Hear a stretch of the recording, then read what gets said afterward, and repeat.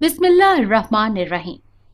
अस्सलामुअलैकुम नाजरीन, आज मैं आपके लिए एक सच्ची और खौफनाक कहानी लेकर आई हूँ।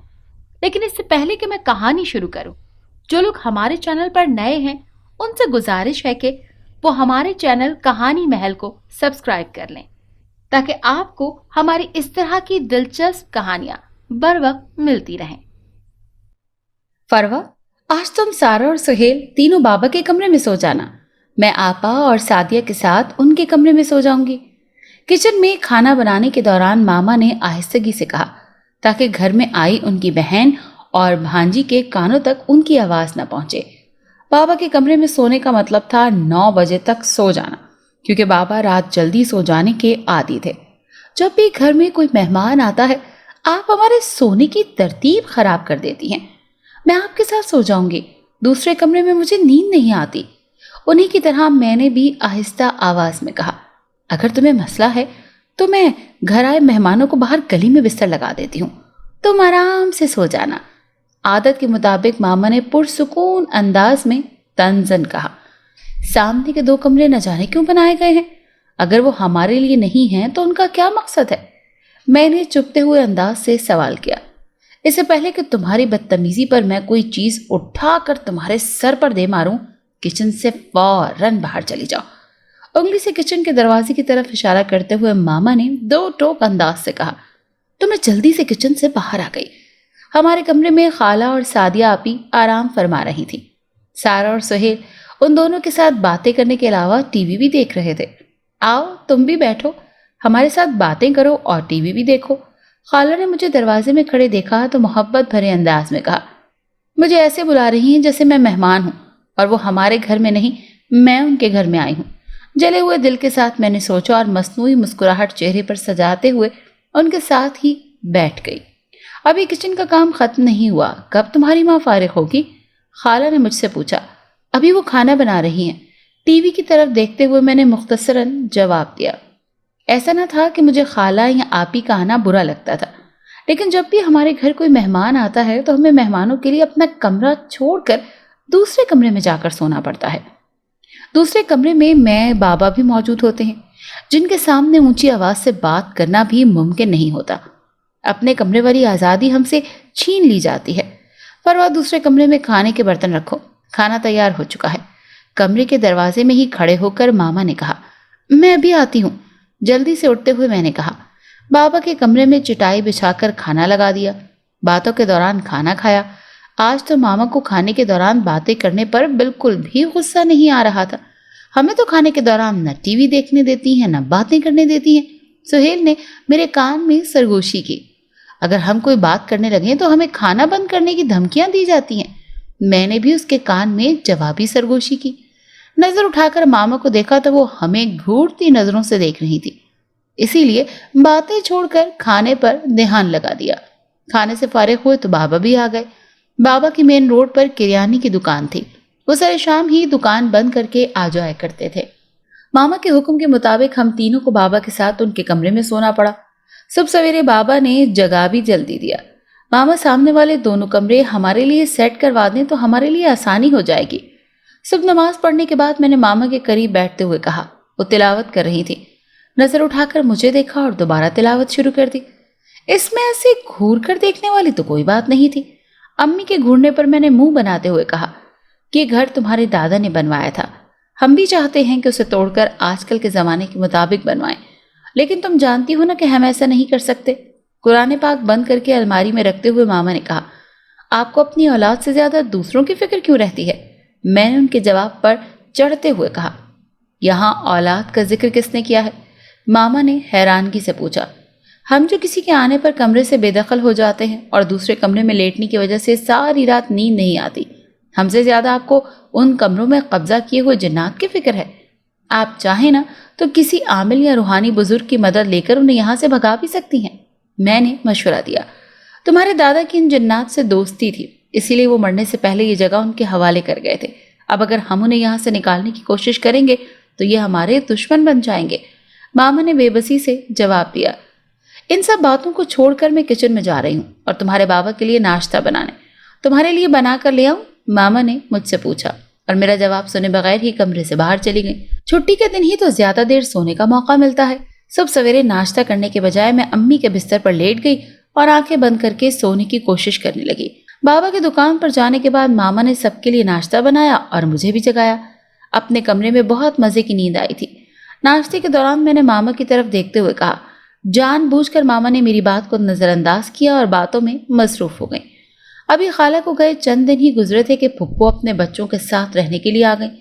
मेहमानों के आने पर मुझे बहुत गुस्सा आता था, क्योंकि हमें अपने कमरे से बेदखल हो जाना पड़ता था। जब तक फुप्पो ने हमारे घर में कयाम किया, मैं हर वक्त मामा और बाबा से सामने वाले कमरों को सेट करवाने के मुतालिक ही कहती रही, लेकिन वो अपनी बात पर कायम थे। ये मुमकिन नहीं है कि हम इस घर को तोड़कर दोबारा बना सकें या इन कमरों में रिहाइश इख्तियार कर सकें। हर बार की तरह मुझे उनके जवाब पर बहुत गुस्सा आता। अब तो गुस्से के इजहार के तौर पर कभी पत्थर और कभी कोई लकड़ी का टुकड़ा उठाकर टूटे हुए खिड़की के शीशों से अंदर फेंक देती। मैं नहीं जानती थी कि ऐसा करने से मैं अपने लिए कितनी बड़ी मुसीबत मोल ले रही हूँ। बरामदे में रखी हुई कुर्सियों पर बैठकर हम तीनों बहन भाई लूडो खेलने में मसरूफ थे, जब एक बिल्ली का छोटा सा बच्चा म्याऊं म्याऊं करता हमारे करीब आकर बैठ गया। उसे देखकर हम लूडो खेलना छोड़कर उसकी तरफ मुतवज्जे हो गए। वो म्याऊं करता, कभी इधर और कभी उधर जाता, तो हम भी उसके पीछे पीछे दाएं बाएं घूमते। मुझे लगता है इसे भूख लगी हुई है, इसीलिए तो शोर कर रहा है। सुहेल उसे बार बार पास बुलाने के लिए मुंह से सीटी की आवाज निकालता, तो हाथ के इशारे से अपनी तरफ बुलाने की कोशिश करता। उसकी बेजारी देखकर मुझे एहसास हुआ कि ये भूखा है। मैं इसके खाने के लिए कुछ लेकर आता हूँ, और सारा तुम एक बर्तन में इसके लिए पानी डालकर ले आओ। और सुहेल ने जल्दी से कहा और किचन की तरफ मुड़ गया। सारा ने भी किचन का रुख किया ताकि पुराना बर्तन लेकर इसमें पानी भर कर ले आए और उसके सामने रख दे। प्यारे बेबी, मेरे पास आ जाओ, मेरे साथ खेलो, प्यारे बेबी। मैंने प्यार भरे लहजे में उसको अपनी तरफ बुलाया। अचानक उसने एक अजीब हरकत की जिसने मुझे चौंका दिया। मेरे बुलाने पर वो आराम से मेरे सामने आकर बैठ गया। अरे, तुमने तो मेरी बात फौरन समझ ली, तुम तो बहुत समझदार हो। इस बार हैरान होते हुए मैंने कहा। सुहेल बहुत देर से उसके पीछे पीछे घूम रहा था और उसे अपनी तरफ बुलाना भी चाह रहा था, लेकिन वो बार बार किसी चीज के पीछे छुप जाता। मैंने तो सिर्फ एक बार उसे अपनी तरफ बुलाया तो ये जल्दी से आ गया। ये बात मुझे हैरान कर रही थी। इससे पहले कि मैं उससे कोई और बात करती, उसके हलक से अजीब सी गुड़गुड़ाहट जैसी आवाजें निकलने लगी और टिकटिकी बांध कर मेरी तरफ ही देख रहा था। उसकी बदली हुई हालत देखकर मुझे खौफ महसूस होने लगा। इस वक्त हम बिल्कुल मेन गेट के सामने मौजूद थे। मुझे यहाँ से बरामदा, कमरा और किचन काफी फासले पर नजर आ रहे थे। घर आकर मैंने पीछे मुड़कर देखा ताकि सुहेल और सारा को बुला सकूं। वो दोनों अभी तक किचन में हैं, उनके खाने के लिए कुछ ढूंढ रहे थे। अचानक ही मेरी आंखों में एक ऐसा मंजर आया जिसने मुझे दहशत सता कर दिया। बिल्ली का ये छोटा सा बच्चा अभी तक मेरी तरफ देख रहा था, और फिर देखते ही सफेद रंग का बच्चा काले रंग के एक बहुत बड़े नाक में तब्दील हो गया। खौफ और हैरत से मेरी आंखें फटी की फटी रह गईं। मुझे समझ ही नहीं आ रही थी कि ये क्या हो रहा है। मैं चीखकर सबको बुलाना चाहती थी, लेकिन मेरी आवाज मेरे हलक में फंस कर रह गई। काला नाक तेजी से गोल दायरे की शक्ल में मेरे चारों तरफ घूमने लगा। सुहेल और सारा अपने हाथ में बर्तन पकड़े मेरी तरफ बढ़ रहे थे। सामने का मंजर देखकर उनके बढ़ते कदम खुद ब खुद रुक गए। बेहोश होने से पहले जो आखिरी मंजर मैंने देखा वो मेरे इर्द गिर्द चक्कर लगाना था। उसके बाद बेहोश होकर मैं वहीं जमीन पर गिर गई। अब कैसी तबीयत है तुम्हारी? तुम खुद को अकेला मत महसूस करना, हम तुम्हारे साथ हैं। मेरी आंख खुली तो बाबा ने मेरे बेड के करीब आकर शफकत से मेरे सर पर हाथ रखते हुए कहा, अब मैं काफी बेहतर महसूस कर रही हूँ। उनके फिक्रमंद चेहरे की तरफ देखते हुए मैंने धीरे से कहा, हालांकि खौफ से अभी तक मेरा जिस्म कांप रहा था। तुम्हें कितनी बार समझाया है कि हर वक्त शोर मत किया करो। आज से पहले हमारे घर में कभी भी ऐसा कोई वाक़या रूनुमा नहीं हुआ। मुझे ऐसा लग रहा है तुमने अपने दिल में जिन्नात के लिए जो दुश्मनी और नफरत पाली हुई है, ये सब उसी का नतीजा है। बेड पर मेरे करीब बैठते हुए मामा ने कहा। मेरी निगाहों के सामने अभी भी वही मंजर घूम रहा था, इसीलिए घबरा कर आंखें बंद कर ली। स्कूल से वापस आई तो सारे घर में मीठा बनने की खुशबू फैली हुई थी। लगता है आज मामा कोई मजेदार चीज बना रही हैं।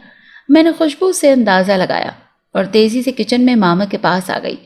सामने की एक ट्रे ताज़ा जलेबियों से भरी पड़ी थी। जिन्हें देखकर मेरे मुंह में पानी आ गया। वाह, आज जलेबी बना रही हैं? किचन से दाखिल होते हुए मैंने ललचाई नजरों से देखते हुए कहा, ऐसा करो, पहले यूनिफॉर्म बदलो और साबुन से अच्छी तरह हाथ मुंह धोकर फिर खाने के लिए आओ। और मामा ने मुस्कुराते हुए जल्दी से कहा, हाँ, वो जानती थी कि मीठा खाना मेरी कमजोरी है। नहीं नहीं, ये नहीं लेना, ये तुम लोगों के लिए नहीं है। मैंने तुम्हें कितनी बार समझाया है कि मेरी बात एक बार कहने पर मान लिया करो। मैं जलेबी उठाने के लिए हाथ बढ़ाया ही था तो मामा ने हाथ के इशारे से मना करते हुए गुस्से से कहा, क्यों? ये मेरे लिए क्यों नहीं है और ये मैं क्यों नहीं खा सकती? मैंने हैरान होते हुए पूछा। बातें करना छोड़ो और जाओ यूनिफॉर्म बदलो। मामा ने कोई जवाब देने के बजाय बाहर जाने का कह दिया। मैं जानती हूँ कि ये जलेबियां आपने जिन्नात के लिए रखी हुई हैं, इसीलिए मुझे खाने नहीं दे रही। आप क्या समझती हैं, ऐसा करने से जिन्नात खुश हो जाएंगे और ये घर छोड़कर चले जाएंगे? ऐसा हरगिज नहीं होगा। गुस्से से कहते हुए मैं किचन से बाहर आ गई। अभी मुझे अम्मी के इस रवैये पर बहुत तकलीफ हो रही थी। वो जब भी जलेबियां बनाती हैं जिन्नात के लिए जरूर हिस्सा रखती हैं। यूनिफॉर्म बदलकर मैं किचन में जाने के बजाय कमरे में बैठकर टीवी देखने लगी। सारा और सुहेल भी अपनी अपनी प्लेट में जलेबी रखकर कमरे में ही आ गए। ये लो, तुम भी खा लो। मामा ने एक प्लेट मेरी तरफ बढ़ाते हुए कहा। मैं नहीं खाऊंगी, मुझे खाना दे दें, मैंने मुंह बसोड़ते हुए कहा। हंडिया तो मैंने बना दी थी लेकिन रोटियां नहीं बनाई, क्योंकि मैं जानती थी कि तुम सब रोटी खाने के बजाय पहले जलेबियां खाओगे। इसीलिए अब मुझे नखरे मत दिखाओ और ये लो, खा लो, थोड़ी देर के बाद मैं तुम्हें खाना भी दे दूंगी। मामा ने प्लेट मेरी तरफ बढ़ाते हुए कहा। मुझे देने के बजाय आप ये भी उन्हें ही दे दे जिनकी आपको सबसे ज्यादा फिक्र होती है। मैंने टीवी पर नजरें जमाए गुस्से से कहा। उन्हें तुम्हारे हिस्से की भी नहीं देती, उनके लिए मैं अलग बनाती हूँ। तुम्हें उनसे जिद करने की कोई जरूरत नहीं, आराम से ये खा लो। मामा प्लेट बेड पर पटकते हुए कहने लगी और कमरे से बाहर चली गई। प्लेट से इतनी जलेबियों की आती सौंधी सौंधी खुशबू की वजह से अब ज्यादा देर खुद पर जबर करना मुश्किल लग रहा था। इसीलिए अना को एक साइड पर रखते हुए मैंने प्लेट नजदीक की और खाना शुरू कर दिया। जलेबियां वाकई बहुत मजेदार थीं। आप ही प्लीज मुझे पानी ला दें, प्यास लग रही है, सोहेल ने मिन्नत भरे अंदाज में कहा तो ना चाहते हुए भी मैं उसके लिए पानी लेने चली गई। उसी वक्त मामा जलेबियों से भरे ट्रे उठाकर सामने बने हुए कमरे की तरफ जा रही थी। टूटी हुई खिड़की से हाथ अंदर बढ़ाकर ट्रे इस अंधेरे कमरे में रख दी और तेजी से कदम उठाती वापसी के लिए मुड़ गई। पानी का गिलास सोहेल के सामने रखकर मैं दोबारा बेड पर आकर बैठ गई। आप ये सिलसिले भी नहीं खाई? भाई क्या बाबा के लिए रखी है? मामा कमरे में आई तो मैंने उनसे पूछा। मैंने खा ली है और तुम्हारे बाबा के लिए भी रखती है, शाम को जब आएंगे तो खाने के बाद उन्हें दे दूंगी। मुझे ये समझ नहीं आती कि आप उनके लिए जलेबियां क्यों बनाती हैं। आप ही की वजह से वो हमारे सर पर बैठे हुए हैं। उनके चेहरे से झांकती थकन को देखकर मैंने गुस्से से कहा। सारा दिन घर के काम करके वो थक जाती थी, इसके बाद जन्नात को खुश करने के लिए वो जलेबियां बनाती रहती थी। मैं चाहती थी कि हम भी अपने घर में अपने तरीके से जिंदगी गुजारें। हमारे ज़ेरे इस्तेमाल सिर्फ 2 ही कमरे थे, एक बड़ा सहन और एक बरामदा था। दादाजान के जमाने के बने हुए 2 बड़े बड़े कमरे थे जिन्हें ताला लगाकर मुकम्मल तौर पर बंद कर दिया गया था। सहन बहुत बड़ा था लेकिन हम जरूरत के मुताबिक अपनी मर्जी से इसमें कमरे नहीं बना सकते थे, क्योंकि मामा बाबा को लगता था कि घर में शोर होगा तो जिन्नात को अच्छा नहीं लगेगा। परवा बेटी, तुम्हारी माँ ने मुझे बताया है कि तुम हर वक्त लड़ती और गुस्सा करती हो। जिन्नात इस घर में हमारी मर्जी से नहीं आए थे और ना ही हमारी मर्जी से जाएंगे। तुम्हारे शोर करने से वो अपनी मौजूदगी का एहसास जरूर दिलाएंगे, इसीलिए बेहतर है कि शोर करने के बजाय आराम से वक्त गुजारा जाए। मामा की शिकायत पर बाबा कमरे में आए और मेरे करीब बैठकर मुझे समझाया। हमारे इस्तेमाल में सिर्फ 2 कमरे हैं। जगह की तंगी देखकर मुझे बहुत गुस्सा आता है, इसीलिए मैं शोर करती हूँ। सर झुकाकर मैंने शर्मिंदा लहजे में कहा। जिस घर में तुम रहती हो ना, इस घर में हम सब भी रहते थे। हमें भी जगह की तंगी महसूस होती थी। हमें क्या करना चाहिए? बाबा ने मुझसे ही सवाल पूछ लिया। मैंने खामोशी से सर झुका लिया क्योंकि मेरे पास इस सवाल का तो कोई जवाब था नहीं। शोर करने से या जिन्नात को बुरा भला कहने से मसला हल हो जाता तो हम सब एक जगह पर जमा होकर शोर करते और हर मसले से निजात हासिल कर लेते। मेरी खामोशी को देखते हुए बाबा ने मुस्कुराते हुए कहा। बाबा हमेशा ऐसे ही धीमे अंदाज से समझाते थे कि हर बात ज़हन नशीन हो जाती थी। माफ कर दें बाबा, आज के बाद आपको कभी शिकायत का मौका नहीं दूंगी। मैंने हंसते हुए उनसे माफी मांगी। बस बेटा, आज के बाद कोशिश करना कि तुम्हारी माँ को तुमसे कोई शिकायत ना हो। وہ بھی بہت پریشان رہتی ہے۔ یہ کہہ کر وہ کمرے سے باہر چلے گئے۔ بابا کے سمجھانے کے بعد میں نے بھی چپ سادھ لی۔ مجھے اندازہ ہو گیا تھا کہ میرے بولنے اور شور کرنے سے کوئی فرق پڑنے والا نہیں ہے۔ ماما 2-3 روز کے بعد جلیبیاں بناتی اور جنات کا حصہ الگ کر دیتی اور ٹھنڈی ہو جانے پر اس کمرے میں رکھ آتی۔ پہلے آپ کبھی کبھی جلیبیاں بنایا کرتی تھی، اب تو 2-3 دن کے بعد لازمی بناتی ہیں، اس کی کیا وجہ ہے؟ ماما نے پلیٹ میں جلیبی ڈال کر ہم تینوں کے سامنے رکھی تو میں نے پوچھا۔ میں چاہتی ہوں کہ ہمارے گھر میں دوبارہ کوئی مسئلہ نہ ہو، ماما نے مختصر جواب دیا۔ یہ جلیبی بنا کر جنات کو کھلانے کا مشورہ کس نے دیا تھا؟ میں نے ماما سے پوچھا۔ بہت برسوں پہلے کی بات ہے، جب ہم نے اس گھر کو توڑ کر اثر نو تعمیر کرنے کے بارے میں سوچا۔ اس مقصد کے لیے جب مزدور ہمارے گھر آئے تو جنات غصے میں آ گئے اور پورے گھر میں دھاوا بول دیا۔ ہر طرف سے چیخو پکار اور شور و غل کی آوازیں سنائی دینے لگیں۔ بہت سے سائے ادھر ادھر اڑتے ہوئے دکھائی دینے لگے۔ تو مزدور جو کام شروع کرنے ہی والے تھے سب کام چھوڑ کر بھاگ گئے۔ ہم دونوں میاں بیوی بہت حیران اور پریشان تھے، کیونکہ ہم نے یہ فیصلہ تمہارے دادا کی وفات کے بعد ہی کیا تھا۔ حالات کی نزاکت کو سمجھتے ہوئے تمہارے بابا ایک روحانی بزرگ کو بلا کر لے آئے۔ انہوں نے بپھرے ہوئے جنات کو کنٹرول کرنے کے لیے مجھے کہا کہ جلیبی بنا کر لے آؤ۔ زیادہ سی جلیبیاں بنا کر جنات کے کمرے میں رکھ دیں۔ دیکھتے ہی دیکھتے ساری جلیبیاں ختم ہو گئیں۔ اس کے بعد جنات کی طرف سے بالکل خاموشی چھا گئی، جو اس بات کا پتہ دے رہی تھی کہ جنات نے ہماری دی ہوئی مٹھائی قبول کر لی ہے اور ہمیں معاف کر دیا ہے۔ اس بزرگ نے مجھے نصیحت کی تھی کہ میں جب بھی مٹھائی بناؤں تو جنات کا حصہ الگ کر دیا کروں، اور میں تمہیں بھی یہی نصیحت کرتی ہوں کہ تم جب بھی کوئی میٹھی چیز خاص طور پر جلیبی بناؤ تو جنات کا حصہ ضرور الگ کر دینا۔ ماما نے ساری بات مجھے تفصیل سے بتائی۔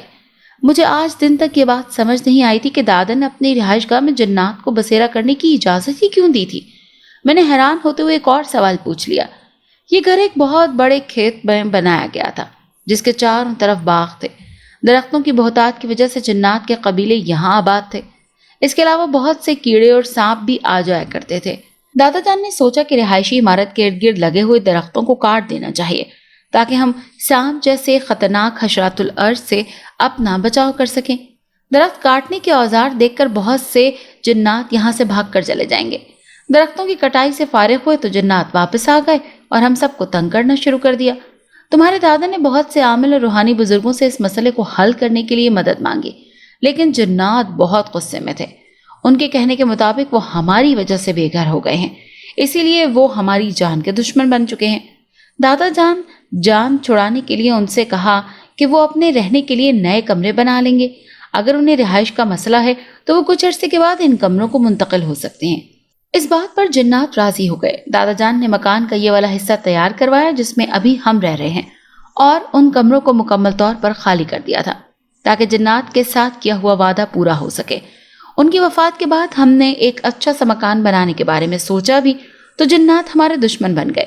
ماما نے بے بسی سے کہا، مجھے یہ بات سمجھ نہیں آتی تھی کہ جنات کو اس بات پر کیا اعتراض ہے کہ ہم اپنی آسانی کے لیے کچھ کمرے اور تیار کروا لیں یا انہی کمروں کے اوپر اور کمرے بنا لیں۔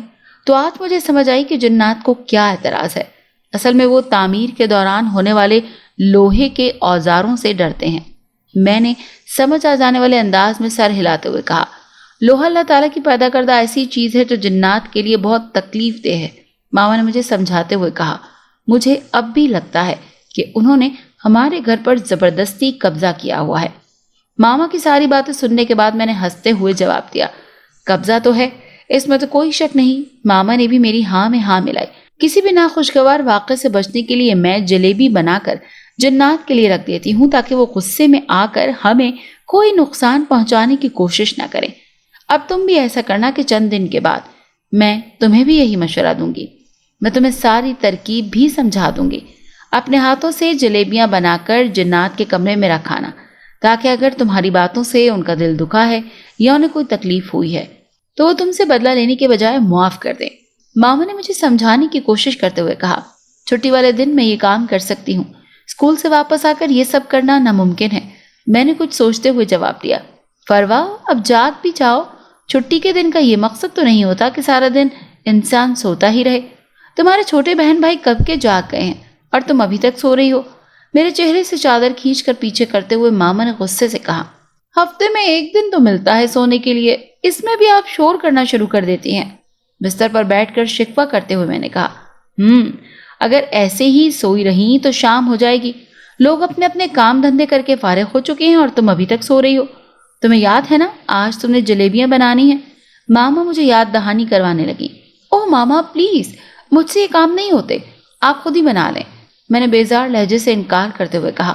تم بڑی ہو چکی ہو اور اب یہ کام چوری کی عادت چھوڑ دو، جلدی سے اٹھو، میں نے تمہارے لیے ناشتہ بنا دیا ہے، ناشتے کے بعد جلیبی بنانے کی تیاری شروع کرو، ماما نے حکم دیتے ہوئے کہا اور کمرے سے باہر چلی گئی۔